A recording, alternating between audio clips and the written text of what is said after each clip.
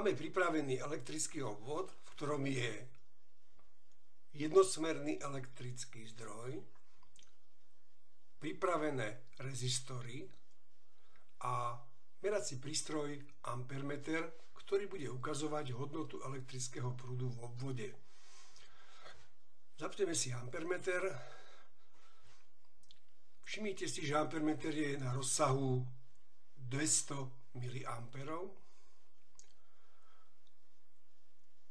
a elektrický prúd v obvode môžeme meniť tak, že budeme meniť hodnotu elektromotorického napätia zdroja. Čo teraz teda robíme? A zvyšujeme hodnotu elektromotorického napätia pripojeného zdroja, tak, že elektrický prúd v obvode je približne 80 mA. V obvode je zaradený zatiaľ jeden rezistor.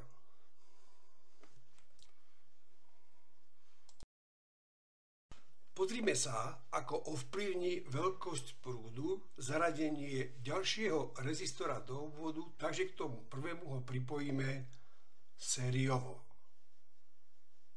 Teda máme dva rezistory pripojené sériovo a elektrický prúd v obvode klesol na hodnotu 40 mA. Čo je polovičná hodnota z predchádzajúcej. Ak zaradíme ďalší rezistor, tretí do série do obvodu, pozrieme sa, ako to ovplyvní elektrický prúd. Jeho hodnota klesla na približne 27 mA. Sériové zaraďovanie rezistorov do obvodu ovplyvňuje elektrický prúd tak, že ho znižuje. Asi je to logické, keďže vieme, že sériovým zaraďovaním rezistorov do obvodu elektrický odpor zvyšujeme, takže výsledný odpor je daný X súčtom. Zväčšenie elektrického odporu ovplyvní tak elektrický prúd, že ho zmenší.